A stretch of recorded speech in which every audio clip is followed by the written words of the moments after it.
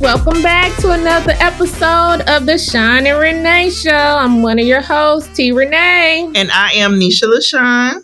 Welcome, everybody. And before we get started, again, please don't forget to comment, like, and subscribe to our YouTube channel. Come on. Please. Invite a friend. Yes. So today, we are going to give our review on the Thornton Brothers' beautiful album, Let God Sort Them Out. Now, when I say amen, I say amen to this album because this is what, as Charlamagne the God would say, adult contemporary rap. I love this album so much. It's so many songs on here that is just like, I'm going to be honest, I've been selling drugs since it came out. And it moved a lot of weight.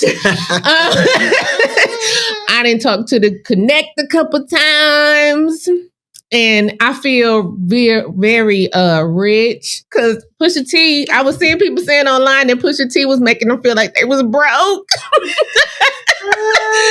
And the dope house got a line, dope house got a line. Right. So I was just like, oh, I feel very wealthy listening to this album. It's just a dope body of work. Malice at 52 is dusting. Will you hear me? Dusting, y'all. Dustin. And he been gone. Y'all ought to be embarrassed. This man been in retirement for how long? 16 years. And he coming back treating y'all like this. You ought to be ashamed. He dusting y'all. I'm just like, I said, you rapping like this after you been gone 16 years? Like, let's be for real. Let's be for real. Y'all need to get y'all pen game up. And he did a lot of this on this album without cussing. Like, I cut a couple songs where he cussed a little bit, but he did most of it without cussing. The bars. Yeah, and it was like the petty cuss words. Yes. Yes. The throwaway. Yes. So to start the album, Birds Don't Sing, that song touched my heart. It almost made me cry, and I saw where a lot of people were reacting, and they did cry. And they was like, how they gonna start the album with us crying, and then we got to go sell drugs? Like, I don't understand why why they doing this like that. They did that. I did too. Get your tears out the way. Yeah. Because we moving across the border. Yeah. Like, we finna move this work. We moving this work after this. But I thought it was a beautiful song, and I've seen in interviews where Pusha said, you know, they did it. They split it up. Pusha talked about the loss of their mom, and Malice talked about the loss of their father. And, you know, so they happened where actually Malice found both their parents, you know. And I was just like, that was a deep way to open the album. And how Malice said he was like, when he heard Pusha's verse, he was like, I couldn't take it. He was like, I just couldn't take it. He was like, I didn't know my little brother felt that way. And I just thought it was just so dope how they compliment each other. They're back to support each other, because it was like, I've been seeing in the interviews, like I've been watching all the Clipse interviews, and it's just like, Pusha is the social samurai. Like, he's very social. He'll talk to you. Malice is an assassin. He is a quiet assassin. It's not that he don't talk, but he's surveying you as you're questioning his brother and asking him questions. And he's sizing you up to make sure, like... This is what I observed in their press run. Okay, there's 3 main points that I've taken away. That...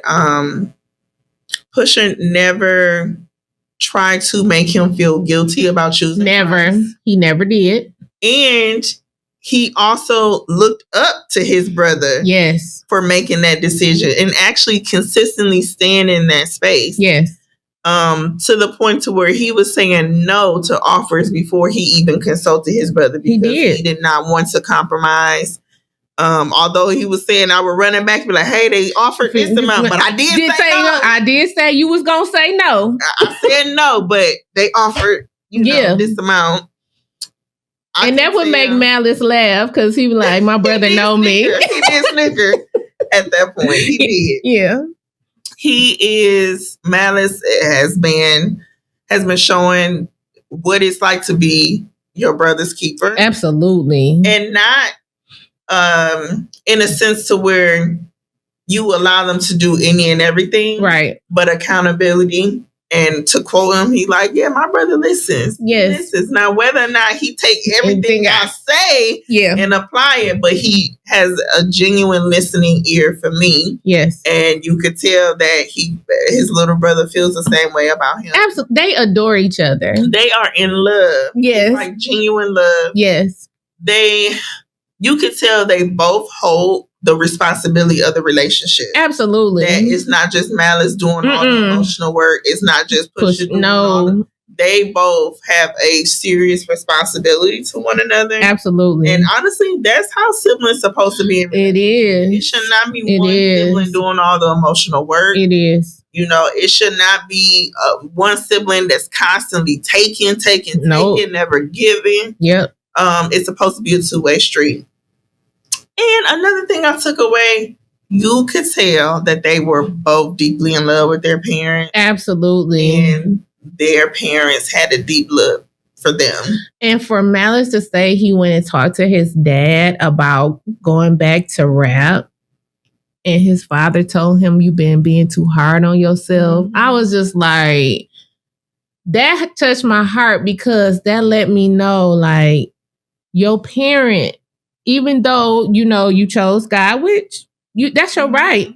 Even your father was like, you being too hard on yourself. It's like, you got the talent, baby. You ain't got to shut yourself off from it. It kind of felt like his dad gave him that permission to go. Just, you can go.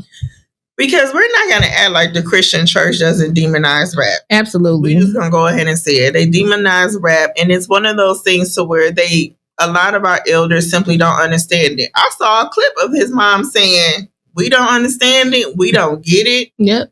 But it's cool. Yep. Like my babies is happy. Yes. Out there doing their little dances. Yes.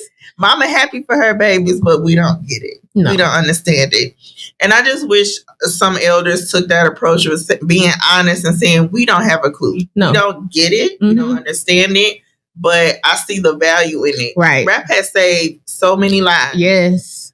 Yes, it has. Saved so many lives. It has created generational wealth in our communities. It's created an outlet that we did not have available in the church. When it comes to rap and that genre of music, it's talking about the experiences of the man. It's not talking about spiritual experience the same way gospel is. Spreading the gospel. If I'm saying in this song, you know what? I contemplated selling cocaine. Right. Because my baby is hungry. Right. Gospel is the other side of that, saying, you know what? It was God tapped me on the shoulder and said, hey, just go apply for McDonald's. Right. The Lord saved me. Right. To talk about the inner and outer self, that shouldn't be demonized. Like, I should have the ability to talk about my external experiences without being looked at as a villain. Right. So I thought that was really nice. And their mother, Pusha said that their mother, that was her dream for them to get back together. Aww. Like she told him, like, I want y'all to do that again before she passed away. So it just seemed like both their parents gave them the blessing to go forth. Like, y'all done had this time apart. I want y'all, because he said she always wanted us to get back together. And now that they back together, it's like, y'all the Wonder Twins, because y'all out here barring people up, messing them up. And that's how salvation is supposed to go. When you are new into Christ, you do set boundaries and be like, you know what, until I'm strong enough to be in this environment and have clear boundaries and an understanding of myself, I do need to sit. But just don't automatically think because he sat down that rap in itself is wrong. Exactly. He just needed to create new boundaries. Absolutely. He went back into that environment. Those are two totally different things. And he said that, like, he was just like, he's seen his brother go through so much. Mm-hmm. And he was just like, now he's back to just, you know, be there right by him so they can go through it together. Because he just said he didn't see him weather so much. And he was just like, my brother, he was like, a lot of people didn't got away with a lot of stuff because they know my brother character that he wasn't going to say nothing. He was like, but now we back. I do have a question for you. Does besides his brother, does Pusha T have any counterparts? Who out of that era has sustained and put out consistent music from his era? Yeah. I'm trying to think who's been consistently in the studio actually putting out projects. Not like a single here, single there, a feature here, feature there. I mean, Push was in that area. He was like that era between. I think he was like Fabulous was one of that. Fab. It was like he was like still in the blend when Kendrick them hit. So he like a little bit late 90s, early 2000s. Yeah, I think T.I. was like T.I., yeah. So he's still like, because, you know, Tip don't drop music no more. Like, he'll be on a song every now and then. But I think Push and the subject matter that Pusha talks about, not too many do it. Like Fab just want to say something slick and go on about his day. Flossy. Yeah. But Fab has always been more flossy. Yeah. He'll just say some slick stuff and go on. But from that era, it's not me. Like Cassidy was like in that area, but he's definitely not a counterpart. No. But what I'm saying is, I'm just looking at the era that he came in. It was like Cassidy and. So no, he don't have any counterpart. No. He don't have anybody from that class that still consistently put out music up until this day. Quality music. And to still sound fresh. Yeah. And can we debunk this too? I know Pusha T talks about the drug dealing, selling lifestyle. Mm-hmm. Honestly, this is pre-trap music. Mm-hmm. This is what it sounded like pre-trap music. Yeah. And that before that Southern flair was added to it. Mm-hmm. On the surface, that's what he's saying. But if you somebody who don't really know how to dissect, then you not gonna get anything out of it other than the surface level selling drugs. Right. Because when he said on Ace Trumpets, he was like, I'll close your heaven for the hell of it. It's like, come on, dog. He was just going in. It's just like, you gotta just dissect the bars, because my favorites right now that I've been trying to get my life together and not be like in a chokehold is So Be It. Because So Be It, FICO, and So Far Ahead, they got that VA bounce. And if you know what that VA bounce is, you know, Timberland, Missy, Pharrell. Yeah. It got that VA bounce on all three of them. And it's just like, the production. This is what we're talking about cohesive precision. Pharrell did the whole album. The Clipse and him were in Paris doing this album. It sounds so cohesive. It sounds like everybody was enjoying creating this product. Like they've known each other for decades. Yes. They know each other, like they know how to pull the best out of each other. Yes. And that's, I mean, you can't say God in the line a relationship like that for them to be from the same area. Yes. Pharrell has said many a times, I wasn't in the streets like them. And he still says that. He was like, I'm not from the streets, but I make the music that the street niggas want to hear. And I'm for that. It's cool. We all had that. I was like that. I was the one that I'm not in the streets. I ain't going out there doing all that stuff now. But I had friends who was already on the corner at 13, 14 years old. Right. They just lived a different lifestyle. So if you somebody from the hood, you know, we intermingle with the D-boys. Yes. Just the same as us squares. They went to school and finished and all that kind of stuff. Right. So that's a conversation I've been seeing online too. Like that whole relationship between them three. Yeah, because when you think about it, is even though Chad isn't around, that whole era when they were all four of them creating music, that was an era that can't be duplicated. Now, this new era with them and Pharrell, you can tell the growth. Again, we're talking about growth. Even though it has, like she said, drug dealer undertones, the meat of it is you're hearing grown men giving you bars about life, because it's been like on Chains and Whips. For me, Malice and Kendrick had the best verses. Kendrick left Earth because when he started conjuncting Jen, I was just like, you know what? I just got to just listen to this man conjunct Jen with all these acronyms and consonants and vowels and synonyms. Reading my mind. This is what happens when you have smart rappers. This is what happens when you have rappers who read, have basic understanding of literature, the English language. They know similes, metaphors. They know how to form a sentence. They know where a period and a comma will go. Double entendres. Triple. Okay, triple. I mean, this is what you get when you allow your rappers to lean into their senses. And their education. A lot of these brothers are street smart. But this is just proven again, men like them, men like Jay-Z. He's bringing them because he's a common example. That going to Oxford doesn't change your intelligence level. Absolutely not. It's so many of us that came from the roughest neighborhoods. And these men are smart. Very smart. Intelligent.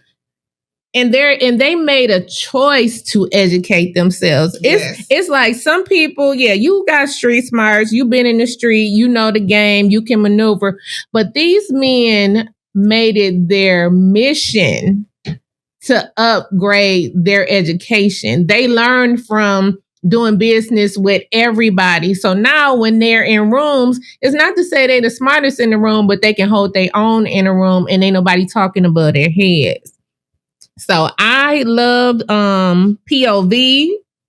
I still think Tyler, and Pusha said that he was down a couple songs because everybody been saying how Malice been going crazy, which Malice has been going crazy. But on POV, I did think that Tyler Creator. Now, I did not know that Tyler was such a Clipse fan until recently. I could tell. Have you ever really listened to a Tyler project? I have, but I didn't know that he was a diehard like he is. Like, I could hear some undertones. Boy was excited to be on that track. You heard the fanboy energy all up in. He was so happy to be there. Like, he couldn't wait to get to the mic. He was a toddler with an ice cream cone. Yeah, I didn't know he was a diehard. I could always hear he got some kind of flair like Pusha, but not until recently. I didn't know he was a diehard Clipse fan. Like, he would bother, he is like the little brother of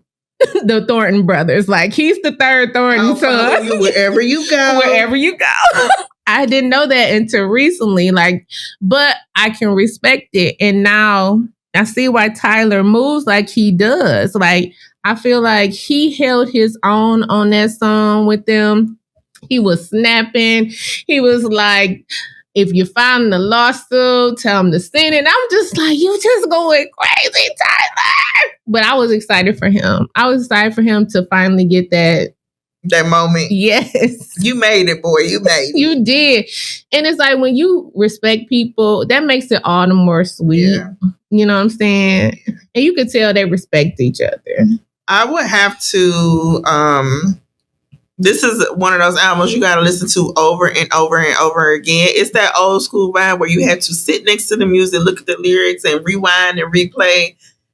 Oh, I love that feeling. It just gave me such nostalgic vibes. Like, wow, this is music I actually have to listen to and not just roll the beat. Right. Ace Trumpets. I know that's their leading single. Yeah. But I love that song. Like the beat drop. Yes. Flow between the brothers. And rich nigga music. That's what I call it. It that. But Pusha T came in like very straightforward. Like he's that extrovert. Like you see how he is very obvious. And then his brother come behind him like, I come in peace, but it don't got to be peaceful energy. I love it. Yes. I love it. Yes. So when he's saying H Trump is this Malice part where he get to going in and he talking about I'm never leaving home without my peace, like I'm Muhammad. Right. Okay, first of all, you gotta really think about that because Gandhi was quote unquote peaceful, but he meant peace with violence. His protest in reality was quite violent. It was. So I'm presenting as peace, but I will get violent to get results if I have to. So in essence, play with me if you want to. If you want to. On outwardly, I'm like Gandhi. Yeah. Mm-hmm. Peaceful. Yes. Little Buddhist monk. But I could be other things. Yes. But you know what is so interesting? When they were on the Breakfast Club, Charlamagne asked asked Malice a question. He said, do you feel responsible for what an artist says on your song? And Malice was like, why would you even ask that? He was like, whatever happens on the song, be ready for whatever comes after that. Mm-hmm. So he's like, why would you ask that? He was like, it don't matter. He was like, whatever artist say something on the song, whatever my brother say on the song, he was like, I'm riding with my brother every time. Saying how he really said it. It's like, now, why you asking that? Come on, man. Come on, Charlamagne. Because Pusha tried to be politically correct and try to give him a good answer. Yeah. He said, no. He was like, why would you say that? And what Pusha do? He shut up. He shut up. He let his big brother take that. He did. I was trying to be polite, but yeah. Malice was like, why would you say that? I was just like, I was cracking up. Charlamagne, he do like to play goofy sometimes. He do. Like, Charlamagne, come on now. You've been doing this way too long. Yeah. And you know those, like, when you have grown men sitting across from you, just cut the mess. Like, just get straight to it. And can we say, I can appreciate grown men right now? Can we just give it up for the grown men? Grown men. Grown. They're talking about their wives. They're talking about their children. They're talking about family values. Their skin is glowing. What? They've been drinking their water. And working out. Pusha T been getting his scalp greased. Yes. Obviously. Yes. Yes. You know, hairline still intact. Yes. And they look better now than they did 20 years ago. Absolutely. You can tell when people... It's like joy. Yes. And it's just like, y'all look immaculate. And I was just so happy that they reunited with Pharrell because it's a lot to get Pharrell from over there at LV to do some music. It was definitely, you could tell it was by the request of family. And I'm happy Pusha T ain't over there with Kanye no more. Oh, my Lord. Can we clap it up for that? He'd have been delivered from Egypt. Can we clap it up for that? I'm so glad that situation is just done. And what he said, he was like, I know he missed me. I would miss me too. I said, you better say it, boy. Because when you don't have any real people in your life and that's the last string of reality and you lost it, you messed it up. Yeah. It's just so crazy. I was listening to Kanye early works and I just would have never imagined that we would be here in 2025 with him. And I have to now refer to Kanye as pre-Donda and after Donda. Yep. Because that pre-Donda, like we'll never get that back. Never. And I can appreciate Pusha because Pusha been letting it fly. And I appreciate that because sometimes you got to just let motherfuckers know. Excuse me. You fed up. Target. Yeah, it's like you fed up. Has happened publicly with Kanye. Yeah. It would just be too easy to drag. Yeah. And what is it for? I'm not with you. You know, you done lost your girl in Calabasas. That's for Travis. But I'm just like, Pusha's fed up.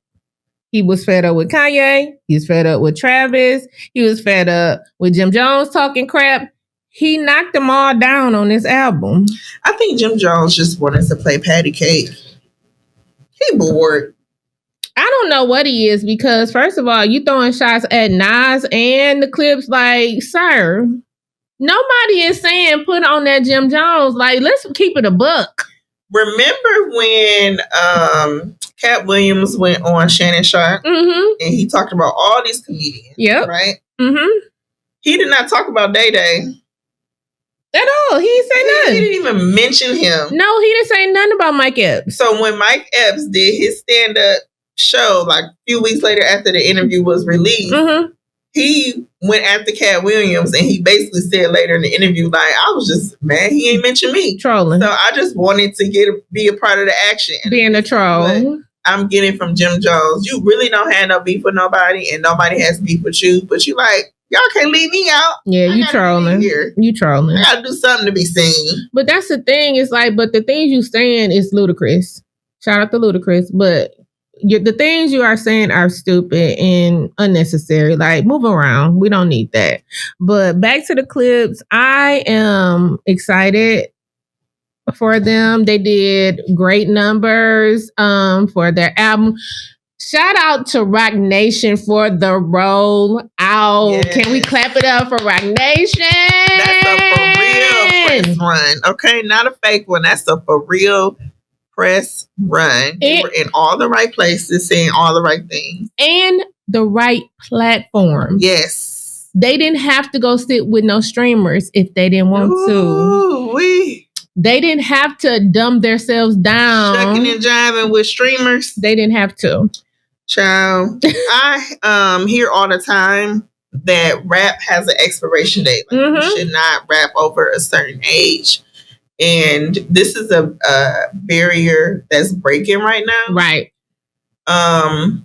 Because I think that the generation before them, they didn't know how to grow up with their music. That's what it is. That's exactly what it is. They know how to grow up with their music because a lot of the things that drove them in their earlier years, once you attain the wealth, you don't have that same issue struggle of eating ramen noodles 7 days of the week and trying to get your family out. Like, all of that stuff that they talk about in their earlier years kind of disappeared. Because you got to look at it. Even Rakim had to shout out Kendrick for his verse on Chains and Whips. It was like, he got to give his money to Rakim because Rakim was the prototype for them. Yep. You know what I'm saying? So I think that the elder statesmen, I think they're saying like, it's a lane. First of all, y'all have impeccable breath control on stage. Still, Big Daddy Kane, all of y'all from back. Still fine. Y'all still fine. It's like y'all still outperform the younger generation. Y'all lap them. They still got to perform with backtracks. So Andre 3000, I know you saying after a certain age is really nothing to say, but young men, unfortunately, young black men especially, don't have a lot to look up to. Right. A lot of them don't have great male influence. So what happens? They look towards the music for inspiration. Right. And that's by default. So with that being said, the voice of an older man. Yes. The voice of a man who's lived some life with some experience. So many of our young black men in the inner cities, they have a hard time seeing life up to 18. Yep. They have a hard time seeing life to 21 and sometimes 16. Sometimes, yes.